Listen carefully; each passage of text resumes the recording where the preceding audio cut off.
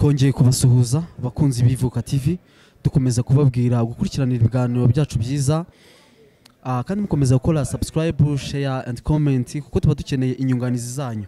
Uyu mukobwa rero turamwakiriye bamwita Teta turakwakiriye kuri kamera zacu. Murakoze cyane Dizo. Ndagira ngo nawe rero ubanze wibwire abantu badukurikiye ubabwire uwo uri we ubabwire n'impamvu uri hano. Murakoze cyane, amazina yanjye ni Teta Cynthia. Ndi umukunzi wa Ivuko TV show cyane, ndagukorana nayo cyane mu biganiro byiza itugezaho impanuro, gufashanya, kubana hafi nk'abanyarwanda twese. Nishimiye kuba ku Ivuko TV. Okay. Uri kuvuga rero muramwihangana mbanze wizeye ubundi uri kuvuga bavuga Ivuka TV. Ivuka TV. Ntabwo tubabwira ibintu byinshi nkuko mubizi twebwe nkuko twabyita content cyangwa icyatumye wenda dukora ino televiziyo no kugira ngo tujye dutekereza cyane ku bantu babaye mu buzima bubi, ku bantu bari mu buzima nyine butaborohe. Twebwe abantu benshi barahari nyine bameze uko nguko, ariko twebwe twatekereje ku bana bo ku muhanda. Tete abana bo ku muhanda batekereza iki? Murakoze, tugereranyije tukareba ntabwo umwana yifata ngo ajye kuba ku muhanda gutyo gusa bidafite aho byaturutse. Akenshi bari ubuzima bubi babayeho mu miryango yabo, cyangwa ugasanga umwana yadoropinze amashuri, ava mu mashuri akava kwiga bitewe n'uko yabuze minervare, bitewe wenda n'ubuzima yahuye nabo mu muryango, nabone support. Rero numva yuko umuntu abonye amahirwe akegera bari abana yumva akababaro kabo, akumva nicyo yabafasha. Akaba ariyo rero mpamvu rwose numva yuko igitekerezo twaba dufite ari ugufasha abana bo mu muhanda nabo twabamara agahinda. Abantu badukurikiye wenda nabo bazajya bagenda baduha inyunganizi cyangwa comment. Ni ukuvuga ngo cyane cyane ubuzima abantu baba babayemo ntabwo ari bumwe, usanga hari abakene hari abakire, nyine tuba tubaye mu buzima butandukanye, ariko twese hamwe iyo dufatanyije tugashyira amaboko hamwe ibintu bigenda neza. Teta, niyo mpamvu ngira ngo mwakire uyu munsi tugiye kujya dukorana n'uyu mukobwa mureba.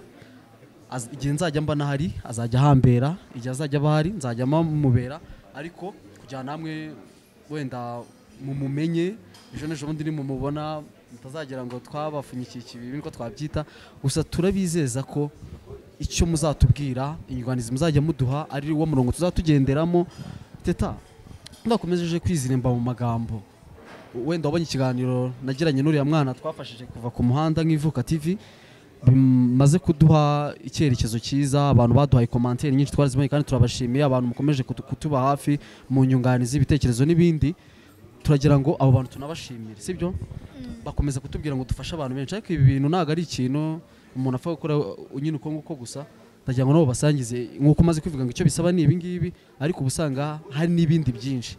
Hari umutima w'urukundo, hari ukuba ugira patience, hari ukuba nyine muri wowe uba wumva ko kubikunze, kuko ibintu ni ukwitanga. Twe tubikora nko kwitanga, wenda akanye ntabwo turi gusaba amafaranga, ariko nawe muntu dukurikiye please ugire uwo mutima wo kumva ko hari umuntu wafasha, hari umuntu wakongera kuremwa cyangwa kuba bundi bushyashya nk'uko Ivuka TV bisobanura, nawe ukaba waremera umuntu ubuzima bushya. Mujya mukunda kumva terime ngo kuremera umuntu, natwe rero turashaka ko tujya turemera abana nyine ubuzima bushya bari ku mihanda, ariko cyane cyane kandi dukomeza kubabwira ko umuntu ushaka wenda kujya akurikira ibiganiro byacu cyangwa aduha inyunganizi yajya akora subscribe, bakora tujye tukavuga neza kugira dukomeze nyine kubana namwe umunsi ku munsi no kujya bashinga imizi, natwe dushinga imizi ubundi dufatanye. Ikindi kintu ngira ngo wenda mbasabe ni kujya nakomeje kubivuga kutuba hafi. Izo nyunganizi muduha batube hafi. Teta nabo bagira ikintu babwira. Nani ikintu babwira nuko kubaho ni ukubana, kubaho ni ugufashanya. Reka dufashe abana bo mu muhanda bave mu muhanda basubire mu miryango yabo, bige, bagire ubuzima bwiza. Nawe wifuza yuko twese twabaho tutari bene umuntu umwe, nk'uko umugani ubivuga ngo turi bene Kanyarwanda. Mureke twese tube umwe, dukomeze gushyigikira Ivuka TV show kugira twese dutere imbere. Murakoze. Urakoze cyane Dizo. Nukuri njyewe ndumva nishimye kuba nawe mwakiriye. teta uri umukobwa ugira umutima mwiza, byari gushaka ko twari gukorana n'abandi, ariko kuba uri mu bantu bagira umutima mwiza, twagikomeje kugenda tuganira, twakomeje kugenda umbwira umunsi ku munsi ko ibintu bibona. Ni nayo mpamvu teta namwakiriye kugira ngo wenda mutazandambirwa, mujye munabona teta, urumva, kuri kamera zacu, wenda muhora mumbona. Ni uko dushaka kujya tugenda turi babiri, ntabwo ari ukuva wenda ni competition ngo wenda mukunde umwe nanjye mundeke, twese mudukunde please, mudukunde, kuko mukunda teta wenyine njye mutankunda subwo nazagaruka, ariko ndahari ku bwanyu. So namwe ariko mujye mukomeza kuduha inyunganizi. So teta uriya mwana sinzi niba wenda abantu mudukurikiye kabisa imvura imeze n'abahanga ibintu hano twibera hano mu mujyi, turaza kubabwira ahantu turi, namwe mujye muhasohokera, mwahabonye ahantu heza cyane. So ndagira ngo ugire ikintu ubwira abantu teta, sibyo? Nukuri nk'abantu bakubita abana bo mu muhanda ngo baranaba mayibobo bariya ni ibiki n'ibiki babita amazina bashatse, abantu tujya tugira ikintu tubabwira. Urumva abo bantu bababwiriye? Ngendeye ku byo abantu babwira abana bo mu muhanda, nta mwana wo mu muhanda uba warifuje kuba mayibobo. Ushobora kumubwira gutyo ugasanga uramukomerekeje, kandi ejo n'ejo bundi ntabwo wowe nawe uzaho uba uri. Icyo navuga rero, kubaho no gufashanya, mureke twite ku bana bo mu muhanda. Numubona mu muhanda ashonje mugaburire, mu bushobozi buke bwawe ufite ugire umutima w'urukundo. Numubona ari gukora ibidakoreka umuhane nk'umubyeyi, umuhane nk'umuntu umuruta, nka mukuru we cyangwa se mushiki we, ariko ntumutererane. Ujye ugerageza umwegere, umuganirize, wumve ubuzima abayeho, nawe kandi ube hari experience y'ubuzima wamaho kugira nawe yisange mu buzima nk'ubw'abandi. Nicyo kintu numva nabwira abantu badukurikiye. Ni ukuri teta avuze ikintu cyiza cyane, nanjye kinkoze ku mutima. Aba bana umufate nk'umwana wawe ko bari ku muhanda. Teta ngenda njya nsobanura abantu ikintu kimwe, uriya mwana twafashije akava ku muhanda ntabwo yarabuze ababyeyi, ahubwo wasangaga nk'icyo twakwita mentalite, wasanga ari imitekerereze cyangwa iki nyine ababyeyi baba bafite, ngo niba atabyaye umwana w'inzobe ngamugenza uku nguku, wenda kuko niba wenda ubyaye abana b'ibikara hakazamo uw'inzobe, ntabwo wagakwiye kuvuga ngo si uwawe, sibyo? Uko niko Imana iba yabishatse. So rero hari umuntu ubyara abana yabona abyaye mugufiya akavuga uyu ntabwo ari uwanjye, yabona abyaye muremure ngo ngiye mbyara abana bagufi. Rero turagira ngo cyo tubashakira wenda icyo twakwita wenda mental health, nyine kuba byibuza bajya bagira abantu babaganiriza. Rero twebwe nk'ivuka TV turahari kuba twabafasha, bahuza n'abo bantu barahari, za Obel n'abandi bashobora kubafasha kugira ngo ibyo bintu bikomeze byende neza. So ngewe wenda ntabwo nshaka kwizimba mu magambo, ariko teta mu by'ukuri aba bantu barakenewe, abantu barakenewe gufashwa. Ngewe ntabwo wenda nk'umuntu wabikoze ntabwo ndivuga ibintu byinshi, ariko ntabwo nakoresheje amafaranga menshi kugira ngo mfate uwo mwana ave mu muhanda. Ni urukundo rwabineye, ni kwa gukunda abantu. Iyo ugiye gukunda ntabwo ucuzinga, ntabwo utoranya, abantu bose bakunda kimwe, ukabafata kimwe. So niba wumva ko ufite uwo mutima, wanadusanga twebwe nk'ivuka TV tugakora icyo twakwita nka fondation, kugira ngo wenda abo bana aho bari hose tujye tubakorera ubuvugizi, kuko nicyo kintu cya mbere dushaka, kuko turumva koko abana bari ku muhanda twe ubwacu ko byadushobokera twajya tubafasha gusubira muri famiye. Uyu mwana yaramaze imyaka 4 teta, uri kumva icyo kintu, aba ku muhanda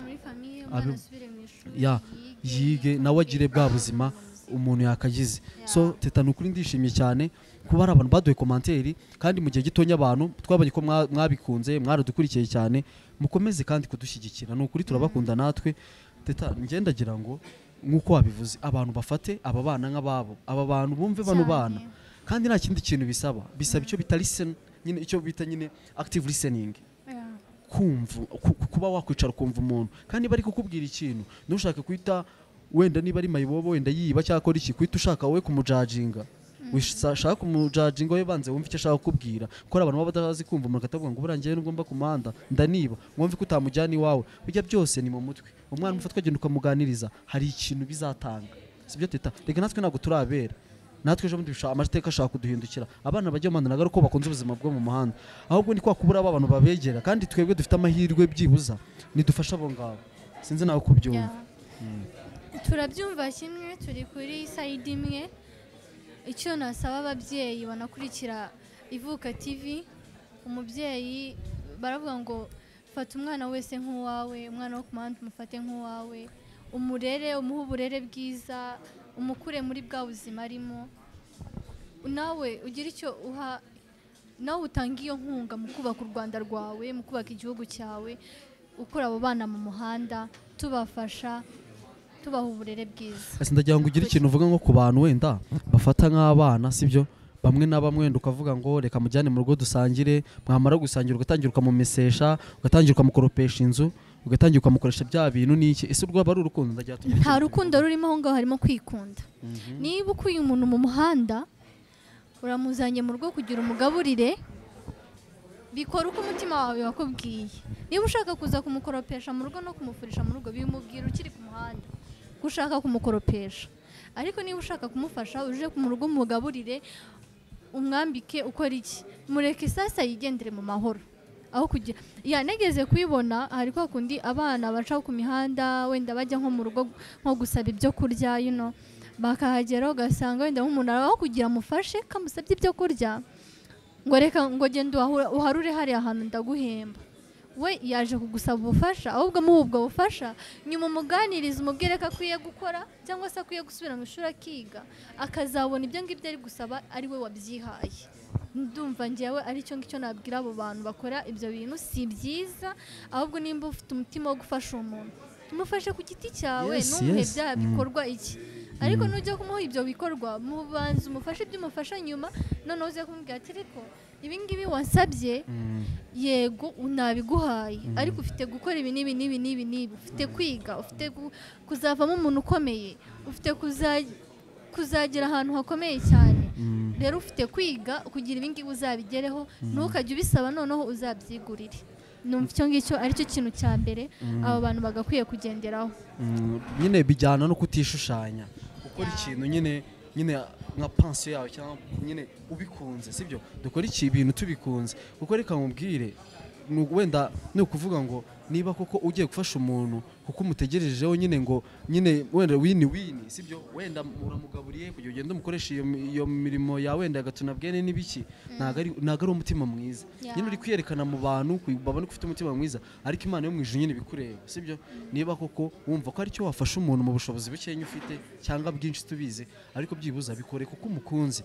Wenda wibikora kuko nyine wenda baguhatije cyangwa babonye umuturanyi yabikoze. Burya hari abantu nyine dukora ikintu kuko undi muntu wo kurande yagikoze. Man, ibyo ntago ari byo. To be honest, kora ikintu kuko ugikunze cyane.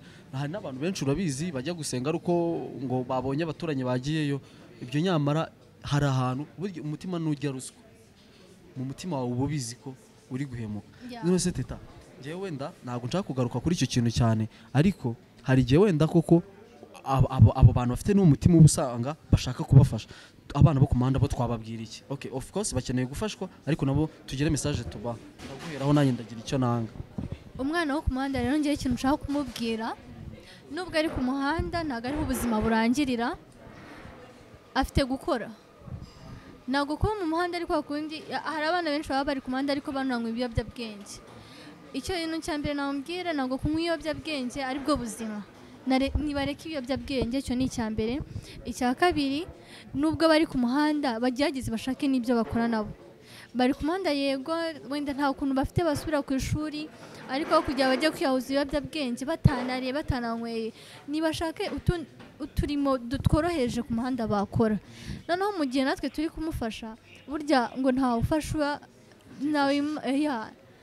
Rero icyo nababwira, nanjye ni umuntu nakubona ku muhanda uri gukora, abona uri kubabara, uri kugira ute, azavuga ati ariko uriya mwana yakora iki ngiki, yavamo umuntu n'uyu.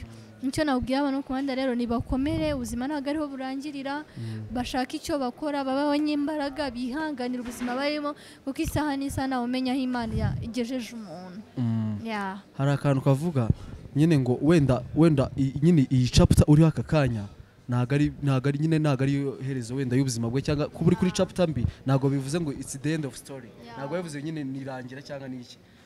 Ubu itangira riragora nkuko abantu babizi, ariko reka mbabwira ikintu kimwe, ni ukuvuga ngo our past cyangwa amateka twaciyemo, sibyo, it's not close of our life. Ntago ari ubuzima bwacu nyine bufungiye, sibyo, ntabwo ari na sentence cyangwa ari nk'iki, ari nk'umurongo w'ubuzima bwacu.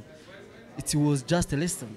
Niba nyine twiga kubera ubuzima, ahubwo gerageza ushake nyine icyo wabikoramo nyine niba ari isomo koko wakuyemo iki, what can you do, wakora iki, twakora iki, ariko apana kugenda ngo ngicara ndi imfubyi ngo mu rugo nibangira nanjye reka nje ku muhanda. Namwe muri kwicira ubuzima. Ndashaka kubabwira aba bana wenda bari ku muhanda ikintu kimwe, icya mbere kubanza kwikunda, sibyo? Nta muntu uzagukunda kurusha uko wikunda. Kubaha, sibyo? Kubaha ababyeyi, kubaha igihugu n'ibindi, sibyo? Kugira urukundo, ibyo ni ibintu bingahe mbasabye ni bitatu. Ni wiyubaha ukikunda, ntabwo uzanywa ibiyobyabwenge, ntuzifuza kurara mu muhanda, ntuzifuza bya bintu byose bibi ukora. Noneho n'uwubaha wa muntu ugusanze ku muhanda ufite uwo mutima azagufata, abona uri umwana ufite discipline. Uwo mwana ni impamvu ndi kwibabwira ni akana kanyumvishe, niyo mpamvu nanjye nabaye interested kuba nagafasha. Icyo ni icya kabiri, igira umuntu uwo ari we, sibyo? Nyine listen each other, kuba nyine wakumva buri muntu wese.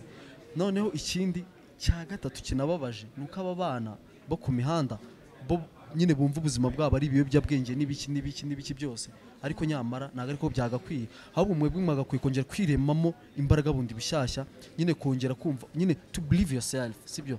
Sibyo? To make yourself proud, kumva kuri proud yawe. Nawe no kugira icyo bita intego mu buzima. Umuntu udafite intego sinzi uko ababaye, nta kintu yageraho. N'umwana uri ku muhanda agakanya, hari umwana mba nzi benshi nshaka kuvuga njyewe ndatwaza umuntu imizigo ngende nsevinga ejo bundi akaba yakora agakarito, akaba yakora iki wenda muri kino gihugu cyacu bisigaye bisa nkaho bigize bisaba wenda kuba umuntu yakora ahantu business, ariko byibuze hari utuntu twinshi wagenda ukora ukagenda usevinga, nawe ejo bundi ukaba umuntu ukomeye. Abo bakire bose mubona nagaruko wenda bize cyangwa bakoze iki, igishoro cya mbere ni mu mutwe teta cyane. Turabasaba kwitekerezaho, kubanza kwikunda ubwanyu, kwiyizera muri mwebwe, kwiremamo imbaraga bundi bushya. Umuntu dukurikiye uri ku muhanda cyangwa uzi umuntu uri ku muhanda, banza umubwire ariyumva gute, sibyo? Banza yerememo imbaraga bundi bushya. Burya n'inzoka n'inyamaswa iyo zibona zashaje zirongera zikiyuburura, sibyo? Nawe wakwiyuburura, sibyo? Wakongera ukavuka bundi bushya. This is Ivuka TV. Natwe rero nahara impamvu kuba turi hano teta ntabwo dusa nabi. Baravuga ngo qui ne risque rien n'a rien, nuko nta kintu kitagira igitambo cyane, sibyo? Cyangwa nyine bakavuga ngo nyine, sibyo? No sacrifice no success, sibyo mu cyongereza. So nshaka kubabwira ko buri kintu cyose kigira igitambo. Babana mubona bagenda mu modoka ari cyo baba barigomwe, sibyo? Rero namwe ntabwo ubuzima bwanyu bwarangiye, sibyo? Ntabwo ubuzima bwanyu bwarangiye, turari ku bwanyu, ariko namwe ubwanyu mubanze mwigirire icyizere, mubanze mwikunde, natwe tuzabakunda. Teta ngenda umva ari ibyo ngibyo, ariko dukomeza please kubwira abantu n'ukuri. Nicyo kintu ino televiziyo yanabereyeho, tuzawenda tubashakira ibiganiro bigiye bitandukanye, abantu bo muri entertainment, abafite ibikorwa wenda by'indashyikirwa batanga inspiration, baduha n'ibiki, ariko cyane icyo twumva twafasha umuryango nyarwanda ni ukugira ngo tujyane n'iterambere, ariko tunakwe n'abana mu muhanda. Niba turi gutera imbere twubaka amazu meza, dukora ibiki byiza, nyamara ari umwana ubireba wenda simbivuge nabi akabona ntacyo twageze, kuko umwana umubaza iterambere rye ntago azaribona. Ari mu muhanda iterambere ndi mu muhanda yirirwa rwana wenda n'abacunga umutekano n'iki, ntago azabona iryo terambere. Turagira ngo byose tubijyanire hamwe, kandi Ivuka TV tuzabishobora cyane. Abana bo ku muhanda uzagerageza akabona iki kiganiro, mujye mutubwira aho muri tubasange, tubaganirize. Niba hari n'umuntu uzi basi twanavugana nawe, tubasange tubaganirize.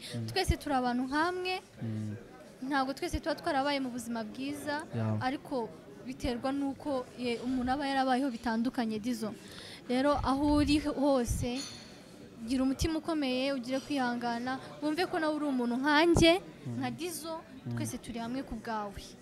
Nakoze cyane Dizo. Shana ukuri njyewe wenda sinshaka ko tuza kurambirana cyane, tugiye kujya mu isoza cyangwa tugiye kwanzika, niko babyita mu Kinyarwanda. Kwanzika wize Ikinyarwanda se? Narakize Dizo. Dushaka n'ukuri gushimira umuntu wese ubugeze kuri uyu munota akidukurikiranye. Ni ukuri muri kudufasha gushinga imizi no kugira ngo ibintu byacu dukomeze tubikorane imbaraga. Bisaba kwitanga, murabizi, mujye mudushyigikira, ni ukuri musharinge abantu benshi. Niba ko kubona turabakeneye cyane, turabakeneye kabisa. Dukeneye inkunga yanyu, dukeneye comment zanyu, dukeneye mutuvugeho. Byaba byiza mutuvuge, byaba bibi mutuvuge, byose tubimenye tu. rega buriya nta no kubeshya nk'ubu ngubu nibwo tumaze kujya kuri uyu munota ntabwo wabuze akantu k'ikosa twakoze utamushaka kutubwira akasi kagenze neza tukagakora ariko icyo tuzi cyo dufatanyije tuzakora ibintu byinshi byiza abana bo ku muhanda tuzabafasha suba tuzafasha no ku muhanda gusa turashaka iterambere muri rusange yaba abo bana n'ibiki byose hose tuzagera ubuzima hose mva cyereka icyo mudashaka twe twaje tuje ahiye koko twimanukira ni ukuvuga ngo twe kabisa turahari ku bwanyu ni ukuri munsi ndumva nishimye kuba hari abantu bajyaga bambwira se wadushakiye byibuze umuntu w'umukobwa na tuzatwisanzura impamvu twamushatse ni ukugira ngo wa muntu wenda w'umukobwa uba utabasha kumbwira azabwire teta wa muntu utabasha kumbwira nanjye azambwire sibyo kugira dukora icyo bita gender bivuge neza gender neza cyane tuba twabalansinze kabisa so teta turi mu gusoza ndagira ngo ugire ikintu wenda usaba nk'abadiaspora abadiaspora buriya wenda sinzi ukuntu bimeze bakunda n'uguri gufasha abantu bagire wenda ikintu kuko bo wenda baba bari mu mahanga bafite nk'ibintu wenda sinzi ukuntu nabyita byibuza niba ari nk'ikintu bakora kuri aba bana twebwe ntabwo wenda dushaka kuvuga ngo tuzabaha amanomero yacu n'ibiki ariko byibuza abadiaspora dukunda kumva ko bakunda gufasha abantu benshi ni iki wabasaba icyo nasaba abadiaspora bakurikira cyane TV bakomeze badushyigikire bakomeze bashyigikire ivuka TV show bakomeze barebe ibiganiro byacu ntago twabashiraho pressure ariko bo umutima wabo bafite bawukomezanye kuko ni benshi bafasha bawukomezanye bafasha abo bana tuzamura igihugu cyacu twubaka igihugu cyacu aho tujya hose impamvu wenda urakoze nawe teta hatajya n'umuntu uza kutwumva nabi impamvu tuvuze abadiaspora si uko n'abari mu gihugu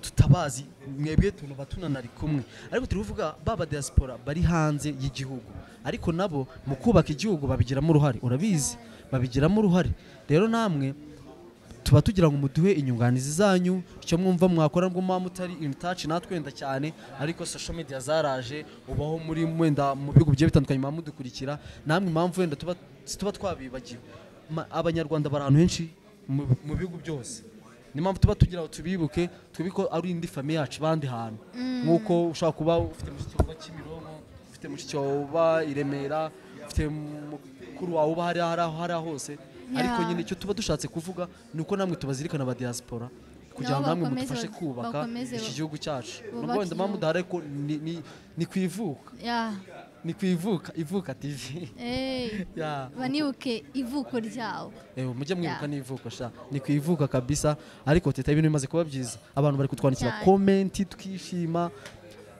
Wose waricyo tutavuze teta ntacyo pe mwebwe mukomeze mukurikirana ibiganiro byacu kwivuka TV show YouTube na Instagram ivuka TV show dukomeze tuhageze ibiganiro byiza byinshi uko bushye nuko bwije muzaza mubona dushya ubu ngenda bize mwabantu mudukurikiye cyane cyane abwira abasore muraza kunsaba nomero za teta sibyo usitange nzaza mbabaza nzaza njya kubasura tugiye gufata umunota umwe wo kujya tubazanye ibibazo nka bitatu izo numbaza ibibazo bikomeye sawa teta ndagira ngo ngiye nkubaza ikibazo kimwe teta ni ikihe kintu mu buzima bwawe uba wumva wageraho ukumva ugeze ku cyo wifuzaga kucyo nifuzaga success yawe ni uba wumva nyine igamije kugera kuki ni cyo kintu cyawumva uzageraho kumva kabisa ibintu bibaye neza okay ikintu mba numva nifuza kuzageraho nkumva ni success yanjye n'umunsi nzumva yuko hari imbaraga ntanga mu gihugu cyanjye mu kubaka igihugu cyanjye of course right nanjye wambaza turagenda tubaza kimwe kimwe dizo ikibazo numva nifuza kukubaza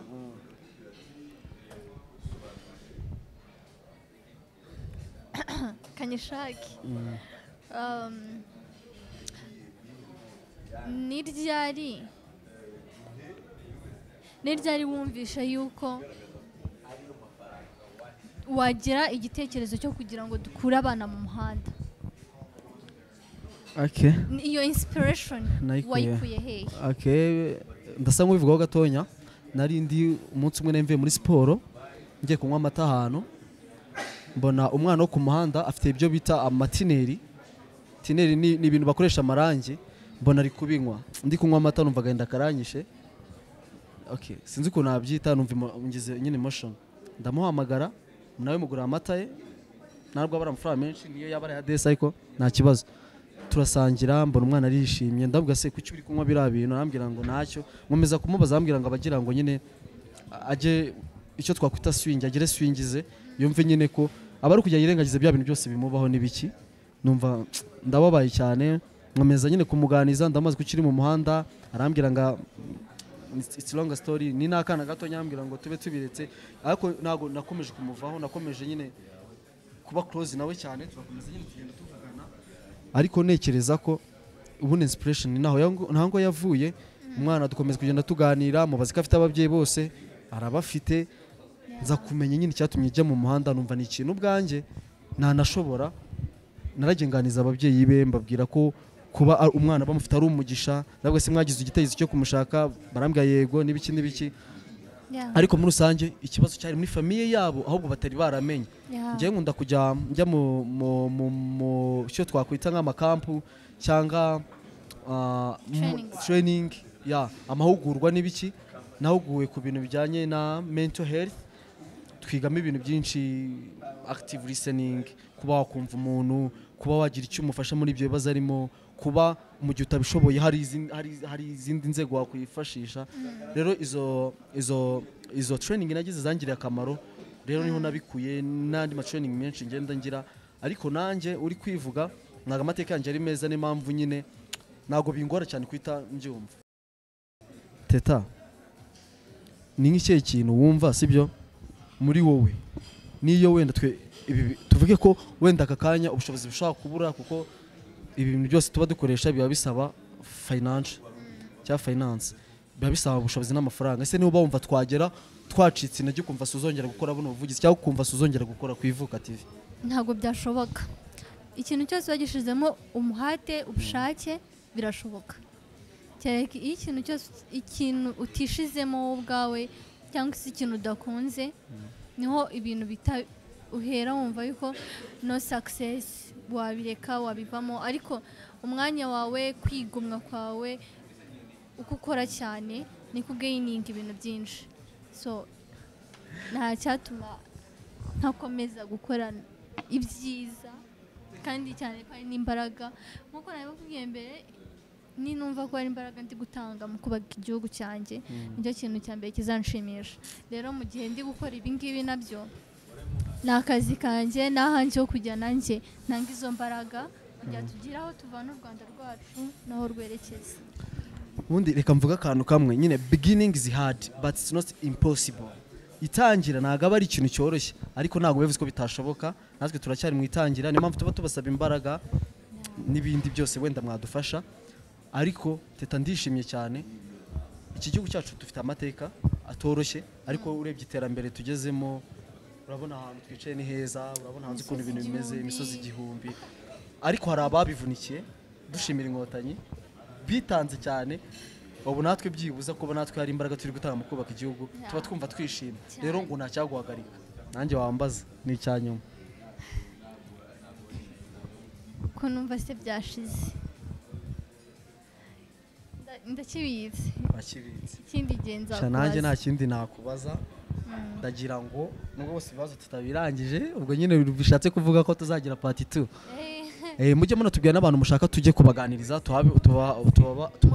tuhababere ku bwanyu sibyo twebwe turi icyo twakwita nyine nka message twe tuzajya tuhababera teta reka dushimira abantu bari badukurikiye babanye natwe kuva ku munota wa mbere mwagiye mubonamo utuntu twiza twica ahantu heza turi buze kubabwira ahantu ubundi ahantu hasirimu njye n'izina natinye kurivuga teta ubundi ndumva ngiye cyabo kiza twahavuga kuko byakomeje kugenda binzamuka ariko ahantu twavuga ni muri Beyond muri Fashion Plaza mu mujyi ukirenga Simba ya Simba ahantu heza bana we bafite ibyo kurya byiza byo kunywa byiza ntabwo mubibona mwebwe ni ukuvuga ngo ukinjira kuri entrée iruhande rw'ibumoso begeranye na 4G na Mango 4G iruhande rw'ibumoso rero ku kanya utubabona heza ushaka kwasohokana couple famille nta heza cyane baba bafite icyayi cyiza nubwo twebwe nyine tutakimwe kandi arakonje gusa ibyo tutanyweye cyane ariko barabaza ku kindi bana cyo so rero reka mubizi ndumva twasezerana naho gutaha turabakunda cyane please stay tuned on Ivuka TV nagira ikintu